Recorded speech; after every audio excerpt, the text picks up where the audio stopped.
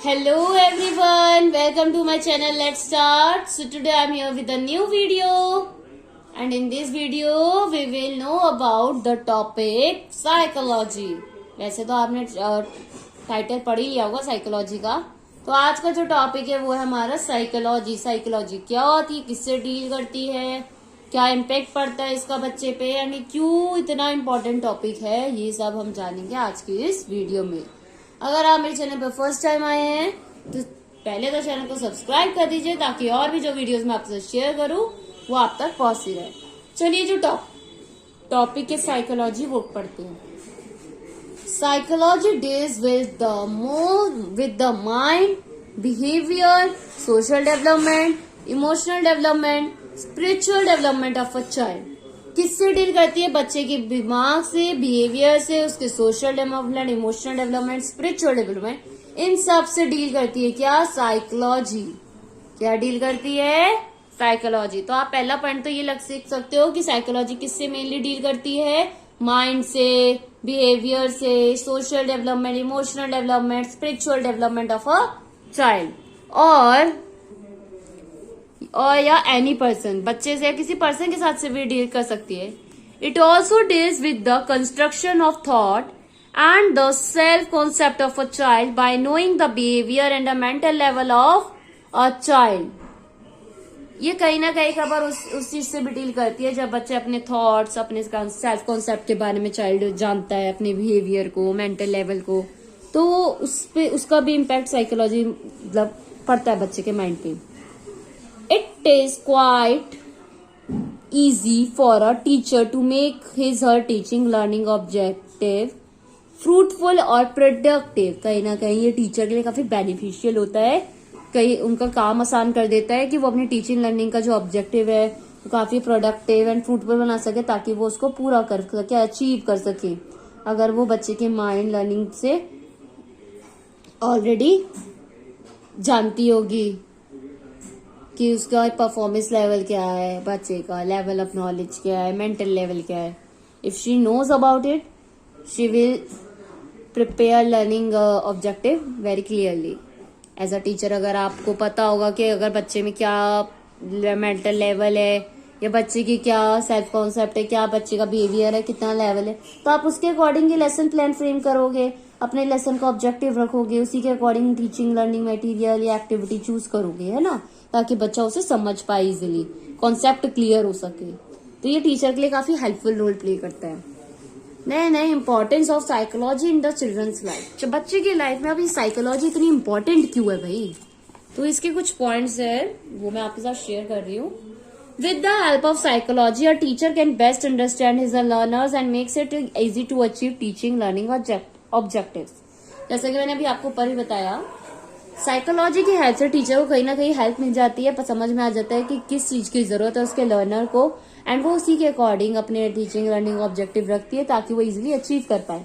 अगर हमें पहले से ही पता हो कि हाँ बच्चे को इस तरह से पढ़ाएंगे तो ये इजीली समझ पाएगा। अगर हम उसका लर्निंग और उसकी लर्निंग लेवल, मेंटल लेवल को जानते होंगे तो हम इजीली अपना लेसन प्लान बना पाएंगे और उसको अचीव भी कर पाएंगे। तो कहीं ना कहीं ये मदद करता है टीचर की लेसन प्लान को अचीव करने में, उसके ऑब्जेक्टिव को।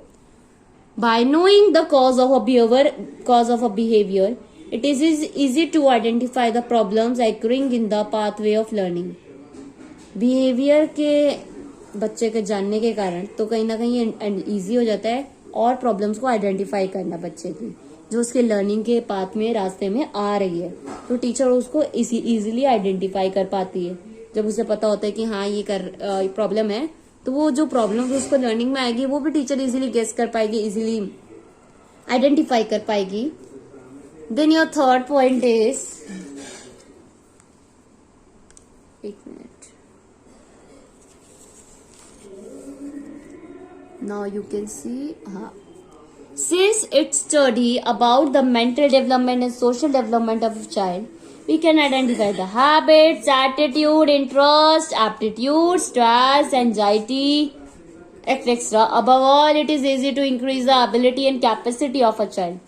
तो ये स्टडी कहीं ना कहीं हमें बच्चे की मेंटल डेवलपमेंट, सोशल डेवलपमेंट के बारे में बताती है कि बच्चे का क्या हैबिट है, इंटरेस्ट है, एटीट्यूड है, स्ट्रेस लेवल क्या है, कैसे इससे उसे एंजाइटी हो रही है, स्पेलिंग गलत है, ANXIETY वाला ये एंजाइटी, जो भी प्रॉब्लम्स होती है हम उसको इजिली आइडेंटिफाई कर पाते हैं साइकोलॉजी की हेल्प से। तो ये इंक्रीज कर देता है एबिलिटी एंड कैपेसिटी चाइल्ड की, इंक्रीज करने में मदद करता है। हमें पता होगा कि बच्चे के कहाँ पे लैग कर रहा है बच्चा, या कहाँ पे कमी है, कहाँ पे प्रॉब्लम हो रही है, तो हम उसको इम्प्रूव करने के लिए उसी के अकॉर्डिंग लेसन प्लान कर पाएंगे, ताकि उस चीज को हम इम्प्रूव कर सके ना बच्चे की।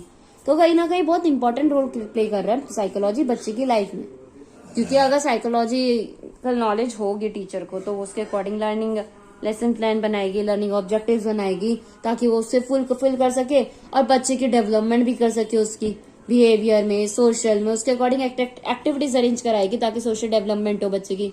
लाइक कुछ भी जो फेस्टिवल्स होते हैं, डिफरेंट कल्चर के जो फेस्टिवल्स होते हैं उनको सेलिब्रेट किया जाएगा, ताकि भाई ये सोशल समाज में क्या हो रहा है, किस तरह से सेलिब्रेट किया जा रहा है, इन सबको जान पाए। तो ये सब डेवलपमेंट आप एज अ टीचर बच्चे में कर सकते हो। For a teacher, psychology is much needed for the adjustment level of a child to increase the level of aspiration and engagement in the educational programs. अब साइकोलॉजी के teacher के according मतलब ये बहुत जरूरी है कि वो एडजस्ट करे लेवल बच्चे का, ताकि वो लेवल तभी इंक्रीज कर पाएगी ना, आगे बढ़वा पाएगी। अगर उसे पता ही नहीं होगा कि बच्चे का लेवल क्या है, तो वो उसको आगे इंक्रीज कैसे कर पाएगी। तो फर्स्ट ऑफ ऑल पता होना चाहिए कि राइट नाउ अभी बच्चे का क्या लेवल है, और अगर आप इम्प्रूवमेंट करते हो तो आप उसको भी इजीली पता कर पाओगे कि हाँ कितना इम्प्रूवमेंट बच्चे में हुआ है। अगर आपको लेवल पहले ही नहीं पता होगा, तो अगर इम्प्रूवमेंट हो भी रही है, नहीं भी हो रही, क्या प्रॉब्लम आ रही है, वो आप नहीं पता लगा पाओगे।